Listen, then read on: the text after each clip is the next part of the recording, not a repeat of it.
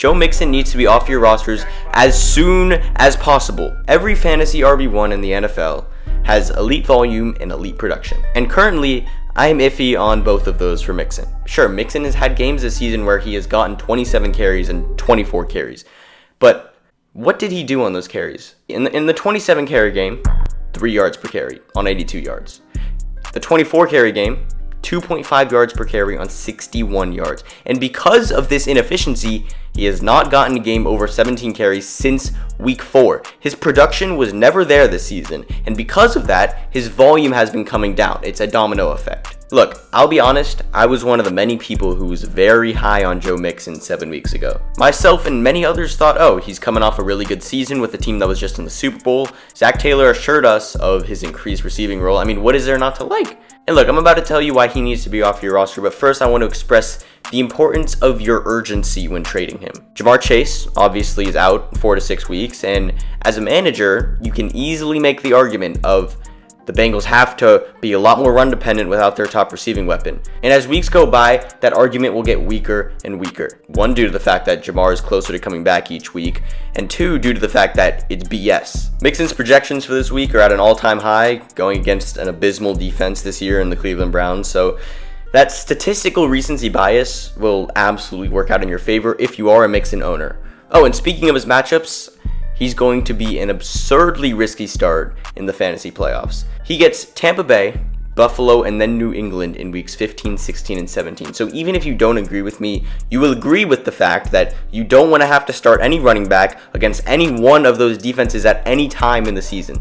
Now, let me get into Mixon and his situation. In reality, Joe Mixon has never been a good runner. The only year where he rushed over 4.5 yards per carry was in his sophomore season. And speaking of the early stages of his career, he averaged his worst yards per carry in his rookie year until 2022. Mixon is currently having the worst rushing season in his career, averaging almost a whole yard per carry less than last year.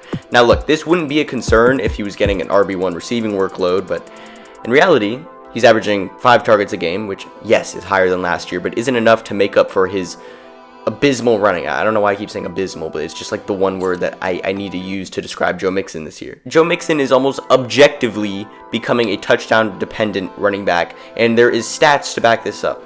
Mixon has scored a touchdown in 3 of the last 4 games, so if you take away his touchdowns from each of those 3 games, he would have given you 12.5, 10.8, and 11.4 PPR fantasy points. Are those RB1 numbers? Absolutely not. RB1s are all-around balanced backs and provide elite fantasy value without having to get in the end zone. Sure, those numbers for Mixon are sufficient RB2 numbers, and I wouldn't have a problem with Mixon if he was being treated that way. But Mixon has the value of an RB1 right now. He comes into week 8 with a full PPR ESPN projection of 18.7. His fantasy relevance is being held on by his touchdowns. Mixon has no traits of an RB1 currently and in the future. Joe Mixon is currently listed by fantasy analysts in the same category as Alvin Kamara, Dameon Pierce, and Nick Chubb. So, what is the difference between Mixon and those guys? Well, 1, effectiveness. Ineffectiveness leads to less volume, and that is currently happening to Joe Mixon. But the opposite is happening to those other 3 guys. Kamara, averaging 5 yards per carry and 7 targets per game. Pierce, 5 yards per carry, and his receiving upside is trending upward.